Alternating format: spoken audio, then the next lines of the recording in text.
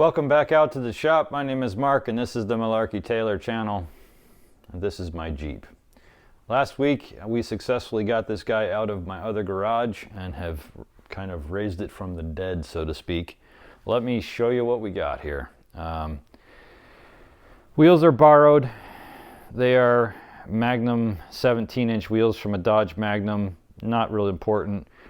We have about a 4-inch lift on it. It's all short arms with I think they are Iron Rock off-road arms. I have a front hitch and a winch plate here, all winch connected there. MORE engine mounts, AX15 transmission, Atlas transfer case, ARB forward and rear lockers, air compressor, front and rear lockers, low range rear, low range front, so I can do independent front and rear front digs, 5-speed transmission. Like I said, pretty cool. The back seat, I did a split folding rear out of a Grand Cherokee, so they're two different sections, and these fold down as well. The air compressor is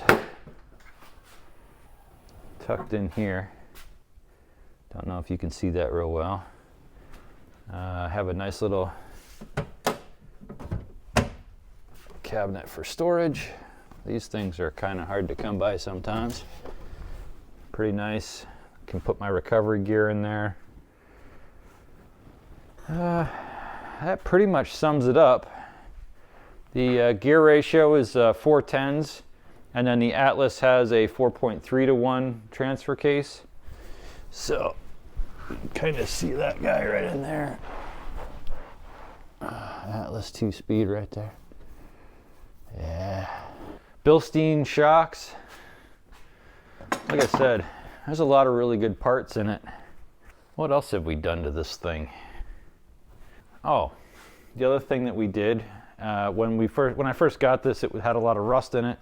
So I cut out the rockers and I put in tube steel in place of the rockers, and I didn't boat side it, but I kind of raised the side because it's a flat side here, so there's a lot more ground clearance. Typically this would come down in here somewhere with the pinch seam, so it was all shaved up quite a bit. So it has quite a bit more clearance, even though it's only got a 4.5-inch or 4-inch lift in total, because it's got 3.5-inch springs and then a little 3/4-inch spacer block there. But like I said on my last video, I built this probably 13 or 14 years ago, and there are some things that we've kept up on. Like, it's got a brand new clutch in it, but there are some things that I haven't kept up on, like the additional places that it's rusted out. Well, you know, sometimes those things catch up to you. So what I got to do tonight is I need to make a list of all the stuff that I need to get done on this thing so that I can get it running and drive it again, get it comfortable on the street, get to work on fixing that list. Unfortunately, this past weekend, right after I pulled this out of my other garage, my daughter broke the window on her Jeep, and so I'm gonna go over this thing real quick, make myself a list, and then I'm gonna switch gears and start working on replacing the window in the back hatch of my daughter's Jeep.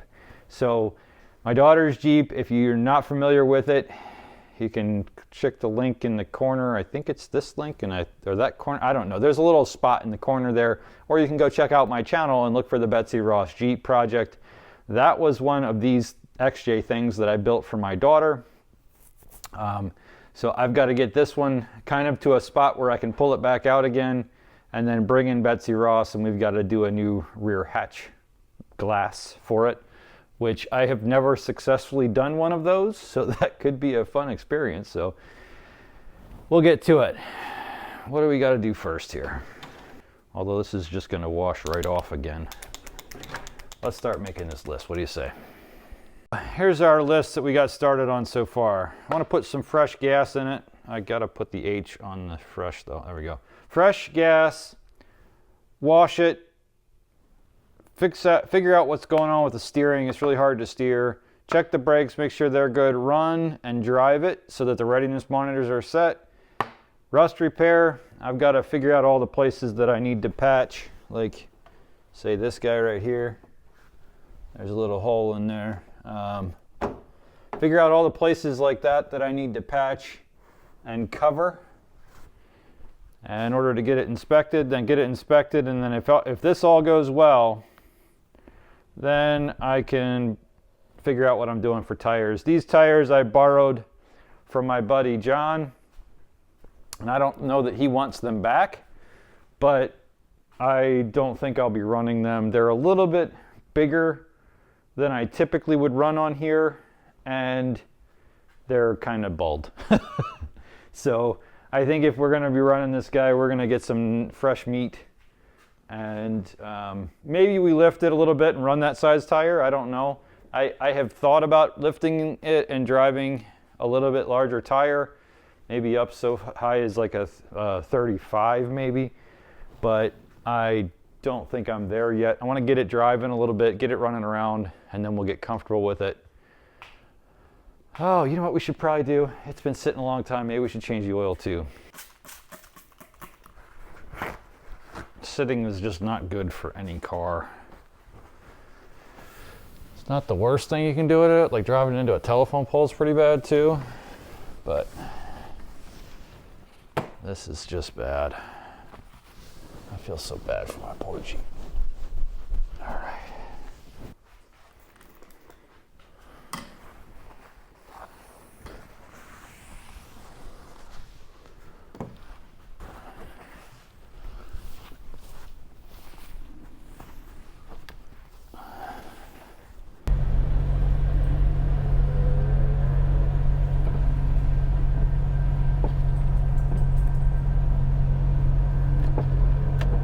Shouldn't have tried that. Those windshield wipers are terrible.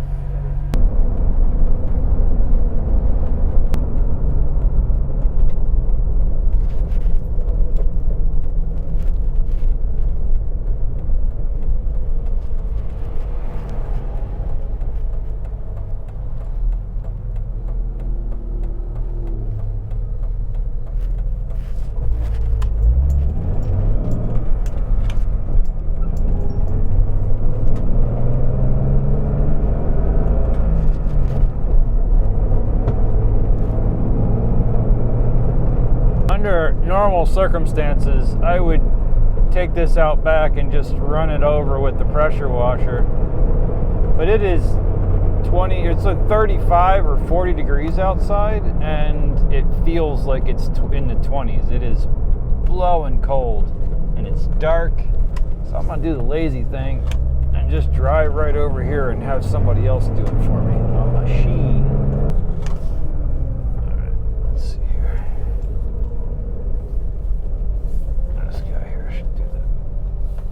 Trick.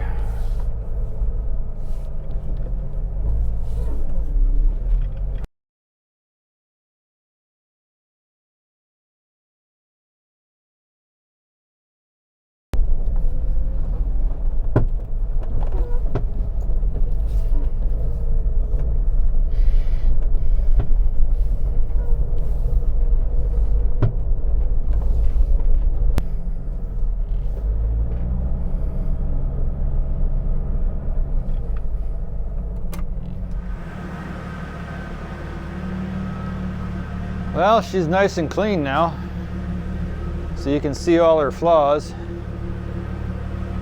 Probably the first bath that thing's gotten in 10 years. No, I'm just kidding. But yeah,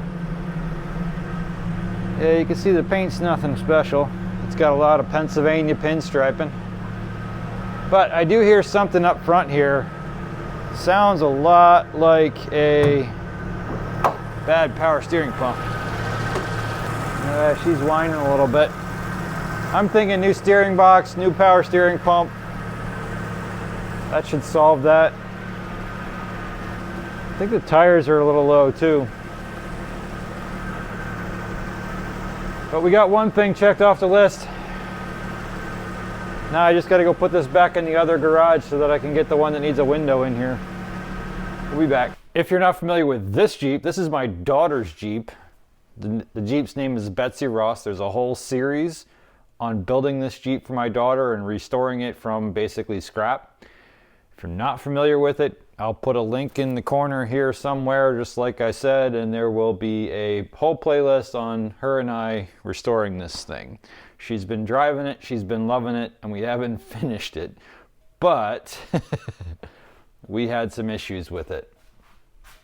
So she called me the other day and she was on a trip with some friends and she backed into a dumpster. And apparently, from what she tells me, it just punctured the window and it didn't touch the hatch.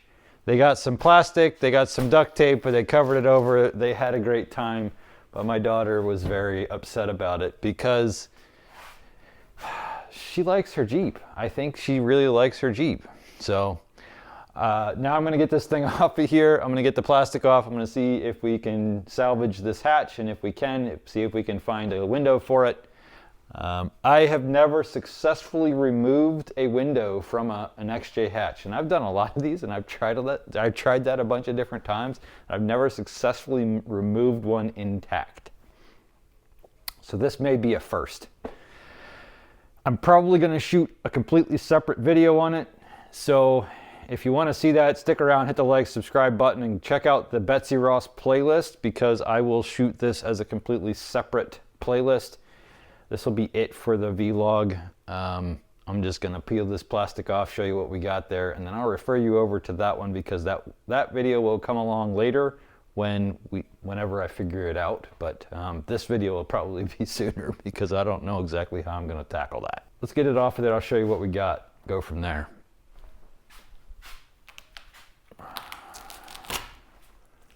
Oh, they used a good duct tape.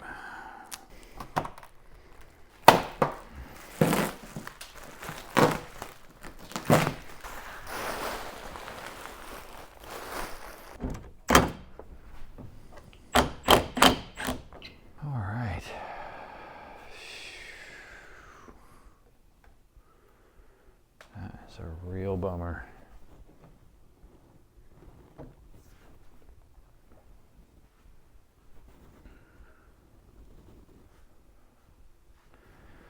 The good news is it had a little watch for motorcycles sticker in the corner. I have a replacement sticker, so I can put that sticker back. Oh man. All right, well, that's going to be it for tonight. Thanks for stopping out. Thanks for watching. Be sure to like and subscribe if you want to see this further on this or the other Jeep that I'm working on. And we'll get to it. Thanks for stopping out.